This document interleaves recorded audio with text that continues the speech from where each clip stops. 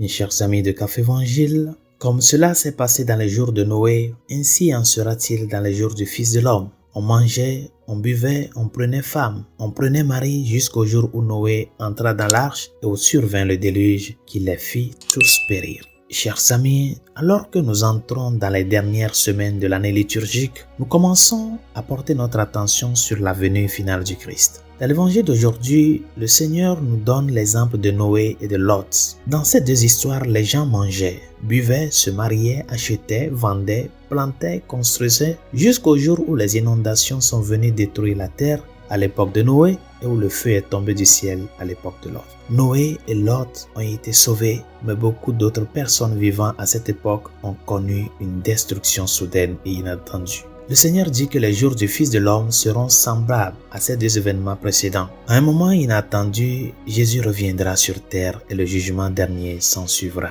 Son message est donc clair. Soyez prêts à tout moment.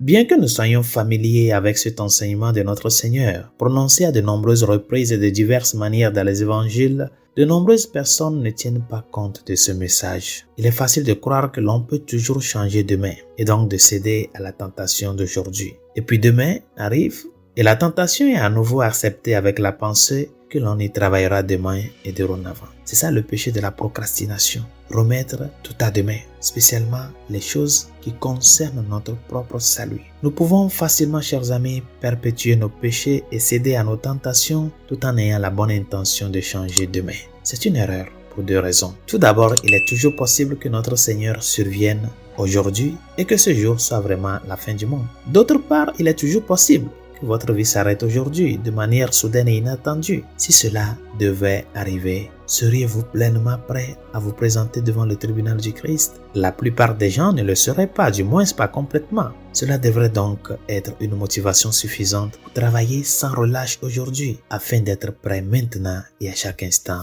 par la suite. Mais nous devrions également considérer que cette prophétie de notre Seigneur s'applique à chaque instant présent de chaque jour. Jésus vient toujours à nous, soudainement et sans prévenir, nous invitant à le servir par grâce. Ce passage de l'Évangile affirme que celui qui cherche à conserver sa vie la perdra, mais celui qui la perdra à cause de moi et de l'Évangile la sauvera. Cela s'applique à la fin de notre vie et à la fin du monde, mais aussi à chaque instant présent de chaque jour. Si nous cherchons continuellement à perdre notre vie, c'est-à-dire à choisir les réalités célestes plutôt que les indulgences temporaires terrestres qui nous tentent quotidiennement, alors nous ferons aussi l'expérience quotidienne de la grâce du salut, ici et maintenant, à chaque instant présent de notre vie. Résolution de ce jour: ne remets pas à demain ce que tu peux faire aujourd'hui. La confession, immédiatement, il faut y aller pour le faire. La prière, hâte-toi pour le faire. La vie de charité, le même. Les personnes à qui tu as offensé, approche-toi, demande-leur pardon. Fais-le